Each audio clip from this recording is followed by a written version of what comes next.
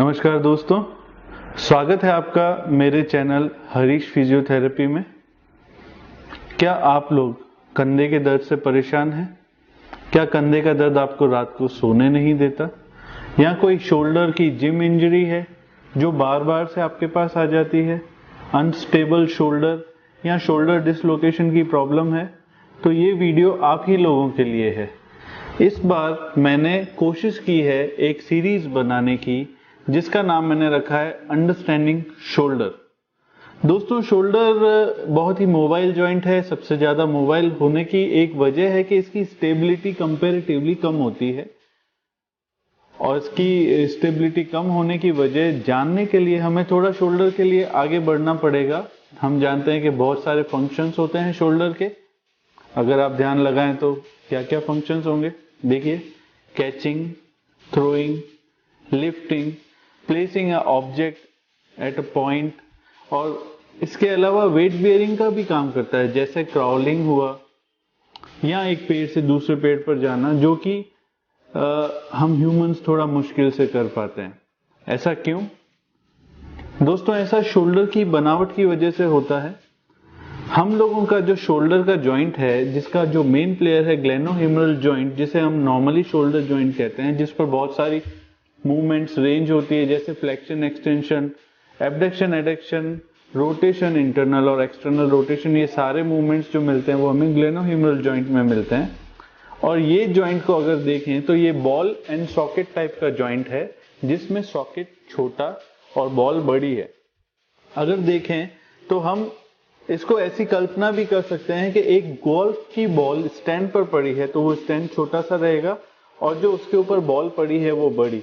ऐसा होने से वो शोल्डर जो जॉइंट है उसकी मूवमेंट बढ़ जाती है, अपन को रेंज ज्यादा मिल जाती है। अगर कंपेयर करें एक एप या बंदर के शोल्डर जॉइंट से, तो उनका जो शोल्डर जॉइंट होता है उसकी स्कैपुला जो रहती है वो उस बॉल को, उसके सॉकेट जो होता है उस बॉल को इतना मजबूती से पकड़ता है कि उसको स्टेबिलिटी ज्यादा मिलती है, और एक बंदर एक डाल से दूसरी डाल पर बड़ी ही आसानी से जा सकता है।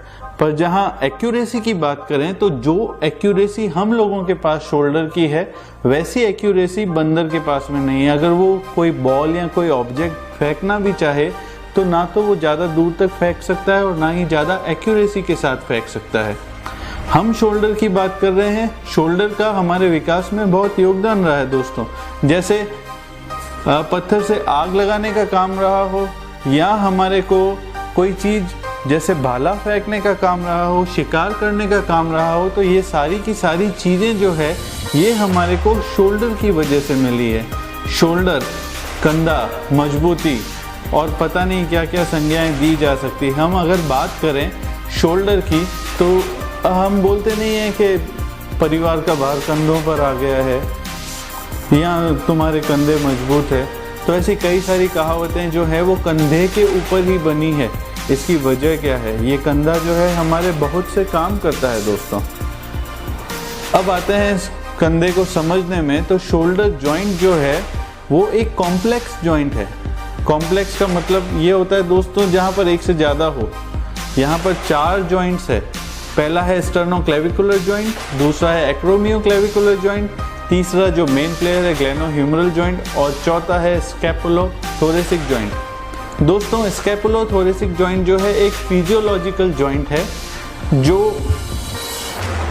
थोरेक्स और स्कैपुला के बीच में है। वो आपस में कहीं जुड़ती तो नहीं है, पर वो जॉइंट भी जरूरी है दोस्तों। जो हमारा कंधा है वो बहुत सारे मूवमेंट्स करता है, और ये सारे मूवमेंट्स इन चारों जॉइंट्स के आपस में एक तरीके से समायोजित और एक खास तरीके से चलने से होता है। जैसा कि कोई मोटर होती है ना, जिसमें सभी की सभी मोटर्स फिक्स एक छोटी पार्ट में होती है।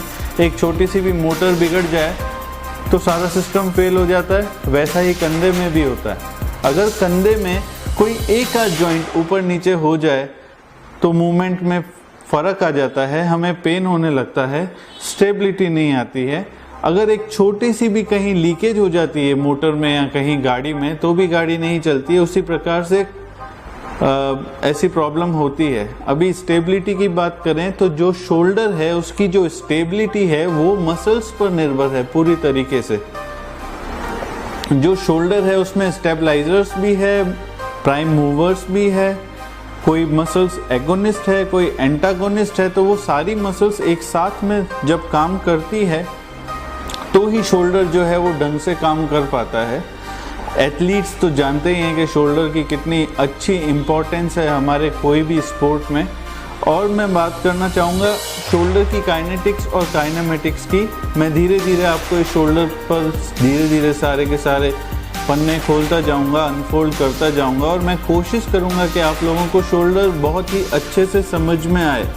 अभी हम बात करते हैं, जब शोल्डर की बात होती है, बायोमैकेनिक्स की बात होती है, तो स्कैपुलो-ह्यूमरल रिदम की भी बात होती है, जिसके अंदर हम ये देखते हैं कि अकेला ग्लेनो-ह्यूमरल जॉइंट नहीं है जो मूव करता है, स्कैपुला भी होती है जो उसके साथ 2:1 रेशियो में मूव करती है। इट मीन्स जब हमारा हाथ, जो हमारा हैंड है, वो फ्लेक्शन में जाता है तो 2 डिग्री फ्लेक्शन जाने पर 1 डिग्री स्कैपुला भी फ्लेक्शन में जाती है। अपन लोग स्कैपुलो-ह्यूमरल रिदम को कोई और वीडियो में बात करेंगे दोस्तों। मैं आपको वापस अपने इस कंटेंट पर लाता हूँ। जो मैंने अंडरस्टैंडिंग शोल्डर करके ये सीरीज़ बनाई है, ये सीरीज़ शुरू की है, ये आपको कैसी लगती है आप मुझे बताएं।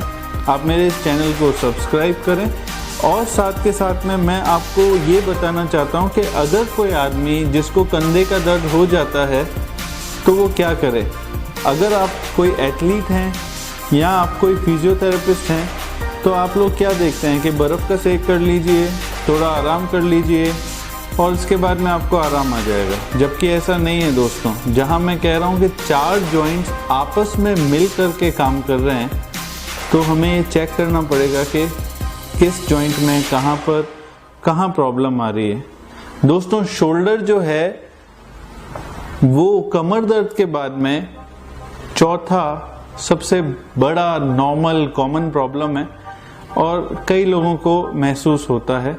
कंधे का जो दर्द होता है वो कई बार 3-3 साल तक एक बंदा जो होता है उसको महसूस होता है, और वो कई बार डॉक्टर्स के पास जाता है, गोलियां खाता है और उससे भी उसको आराम नहीं मिल पाता है, जिसकी वजह से कई बार पेशेंट्स को साइकोलॉजिकल प्रॉब्लम्स हो जाती है।